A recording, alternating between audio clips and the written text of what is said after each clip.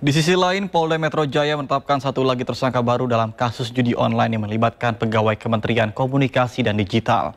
Tersangka berinisial D dan merupakan istri dari buron berinisial A. Total tersangka dalam kasus ini 18 orang dan 10 tersangka diantaranya merupakan oknum Kementerian Komdigi. Hingga saat ini penyidik telah menetapkan 18 orang sebagai tersangka, dengan tambahan satu tersangka baru, inisialnya D. Ya, D ditetapkan sebagai tersangka karena diduga terlibat TPPU, tindak pidana pencucian uang, yang dilakukan oleh DPO A alias M.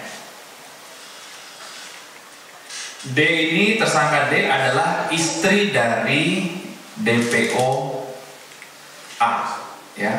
Saat ini DPO A alias M ini masih dilakukan pengejaran oleh penyidik. Kemudian dari tangan tersangka D, penyidik telah berhasil menyita berbagai barang bukti, ya, antara lain uang tunai total 2,6 miliar rupiah. Kemudian penyidik juga menyita 58 buah perhiasan dan 6 buah handphone. Kemudian 2 mobil juga disita, kemudian 2 buah jam tangan mewah dan 1 buah buku tabungan. Sebelumnya, Kapolri Jenderal Listio Sigit Prabowo mengatakan akan memeriksa semua pihak yang terlibat judi online di Kementerian Komunikasi dan Digital, termasuk memeriksa Menteri Budi Ari jika ditemukan bukti yang mengarah kepadanya.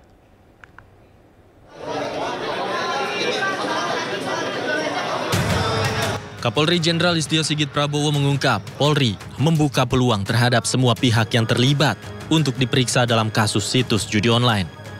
Pernyataan itu disampaikan Listio Sigit Prabowo merespon dugaan keterkaitan antara mantan Menkominfo Budi Ari Setiadi dengan kasus situs judi online yang melibatkan beberapa pegawai di Kementerian Komdigi.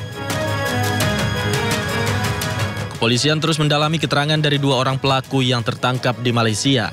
Tidak menutup kemungkinan jika ditemukan bukti yang cukup yang mengarah ke nama Budi Ari Setiadi akan diproses oleh polisi. Budi Ari juga lagi rame namanya Pak. Tadi kan dibilang ini akan memeriksa siapapun, apakah termasuk sosok Budi Ari juga nanti akan dimintai keterangan begitu Pak? Karena kan dulu di Kominfo, terus ada juga di Komdigi. Ya, saya kira kalau nanti dalam pemeriksaan yang dilakukan oleh anggota saya mengarah ke nama-nama tertentu, saya kira tentu pasti akan diproses, akan diperiksa. Sementara itu, Budi Ari memberikan respon usai namanya dikait-kaitkan dengan kasus situs judi online. Ia mengaku siap diperiksa dan mendukung penuh proses penegakan hukum atas kasus judi online. Mau ke luar negeri? Ya, pokoknya saya fokus ngurus operasi dan rakyat. Kita dukung penegakan hukum, dan yang ketiga kita tetap serius berantas judi online. Kapan ya? Solusinya gimana Pak? Lalu kita warga negara. Dan nanti katanya polisi mau mendalami kok. Gimana Pak? Tunggu aja dalamnya, nggak apa. Kita siap deh. Siap dipanggil juga Pak? Pasti nggak. Berarti siap, pasti nggak terlibat Pak? Ya. Pak kenal nggak Pak 14 pegawai Komdigi yang diperiksa Pak? Ya tahu lah nama.